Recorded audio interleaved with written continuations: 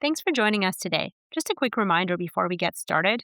This podcast is for educational purposes only and is not a substitute for professional care.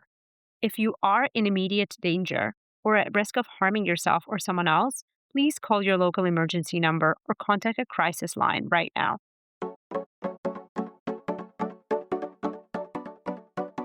This is the AI Therapy Podcast, where we discuss mindful use of AI for self-help. A consumer insights nerd and a techie are joined by a practicing psychologist to unpack when AI can be helpful, where it shouldn't be used, and best ways to interact with AI to get the support you need.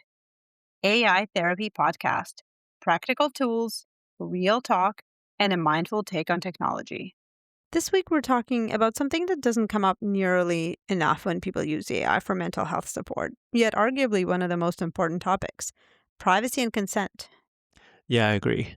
Because when you're typing really personal thoughts into AI and who isn't, it's easy to forget that this isn't a therapist and it's not a private journal either. It's a system, and that ultimately comes with limits. Right. AI can be helpful for reflection, but it doesn't know your full life context. It doesn't read tone, body language, or nuance, and sometimes it can be very confidently wrong. And that matters when you're sharing vulnerable stuff. And then there's the data side of things. Things like chat history, what gets stored, what gets used for training, temporary chats, custom instructions. Did I lose you yet? Yep. Okay, well, all of that affects how private your conversations really are.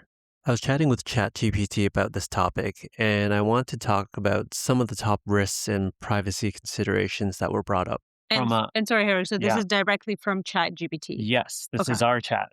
Okay, perfect. From a risk perspective, it flat out recognizes and calls out the fact that it is not a licensed therapist.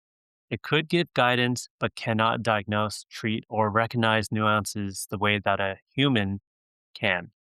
It doesn't have the emotional context. It won't have anything around tones or body languages. So of course it could be inaccurate and it could be confidently wrong in terms of how it gives its answer. And also, like, it doesn't have access to your full life. Like, it doesn't have any of that additional context around who you are as a person, what's going through your life.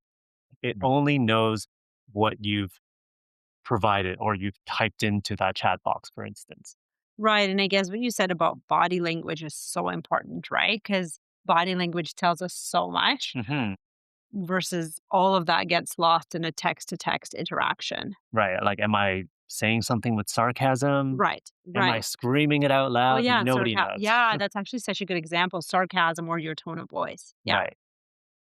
From a privacy considerations perspective, ChatGPT did offer a bunch of things. So, for instance, they do have settings where you can turn on or off chat history or whether the information that you provided into the the text In the itself prompt, and the right? prompt Yeah. can be used for training of its models. You can also delete chat history, whether it be individual chats, all the history, or even the whole account in itself.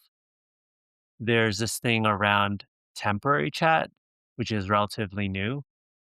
And what it offers is that the chat that you are having with ChatGPT is not going to be in the history, it doesn't get stored, and it doesn't get used for training.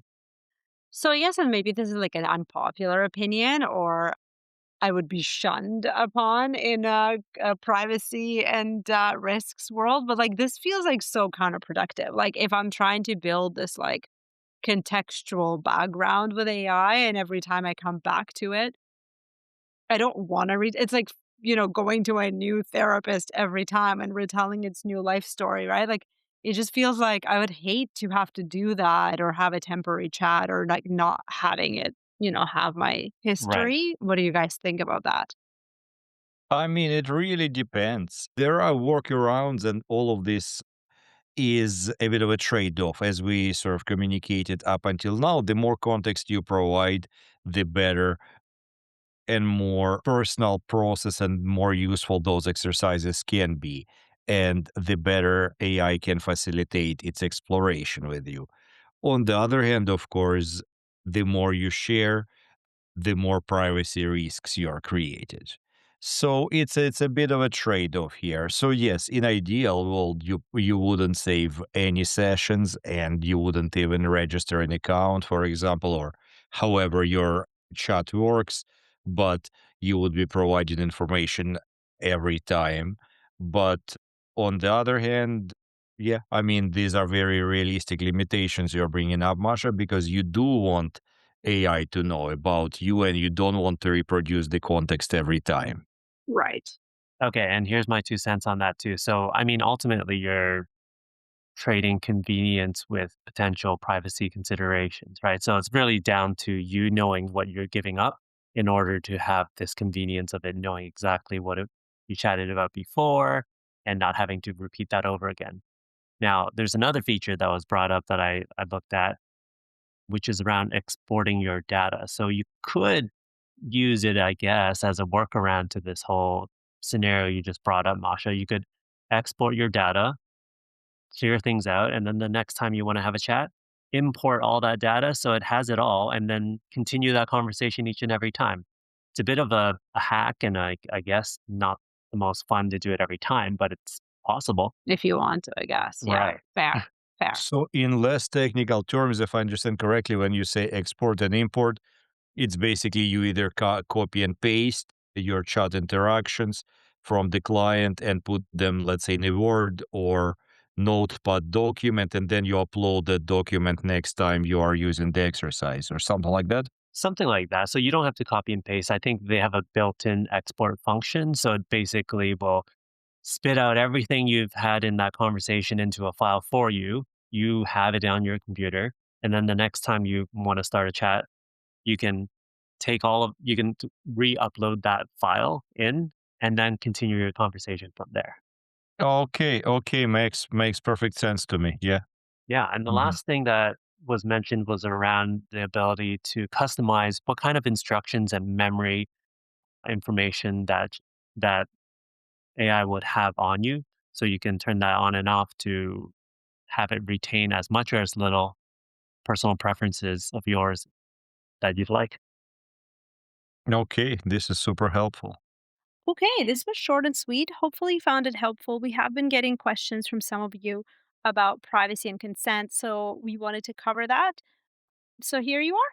Please share with anyone else you think who will find it helpful, and we'll see you in the next episode. Thanks for joining us today. Just a quick reminder before you go, this episode is educational and not a substitute for professional care, and listening does not create a therapist client relationship. If you are in immediate danger or at risk of harming yourself or someone else, call your local emergency number or contact a crisis line right away. All right, we'll see you in the next episode.